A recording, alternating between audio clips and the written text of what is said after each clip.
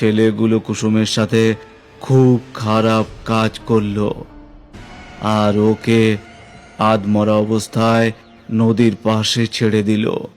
বাঁচাও, কেউ তো বাঁচাও।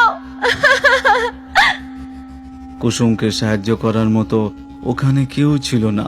ও যন্ত্রণায় তড়পতে থাকে, ও মরেই যাচ্ছিল। তখনই ওর কাছে একটা জঙ্গলি শুয়োর এলো। শুয়োর কুসুমকে শুকতে থাকে।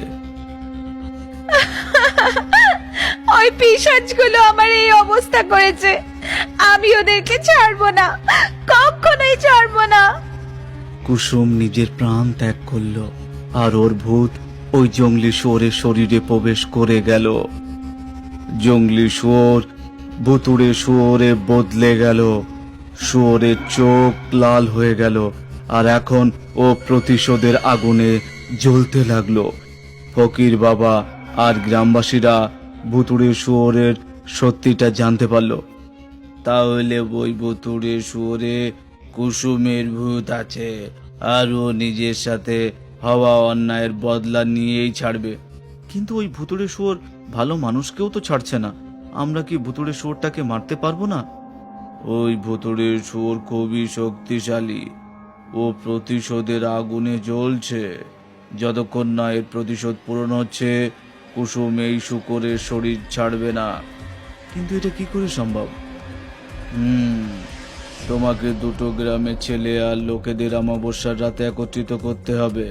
আমি কুসুমের আত্মাকে ওখানে ডাকবো আর ওর সামনে ওই মানুষটা থাকবে যে ওর জীবন নষ্ট করেছে। ওর থেকে প্রতিশোধ নিয়ে নেবে আর তারপর চলে যাবে। এটা একমাত্র উপায় ভুতুড়ে শুয়োর থেকে মুক্তি পাওয়ার। ঠিক আছে বাবা, আমি দুই গ্রামবাসীদের পূজার অজুহাতে একসঙ্গে জড়ো করছি। গ্রামের প্রধান নিজের গ্রামে ফিরে এলেন।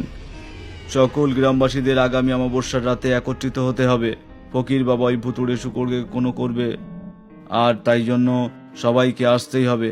ঠিক আছে, আমরা সবাই নিশ্চয়ই আসব। গ্রামের প্রধান এই কথাটা পাশের গ্রামেও জানালো। ওখানকার লোকও ভুতুড়ে শুয়োরের জন্য হয়রান হয়ে গিয়েছিল, তাই ওরাও অমাবস্যার রাতের জন্য রাজি হয়ে গেল।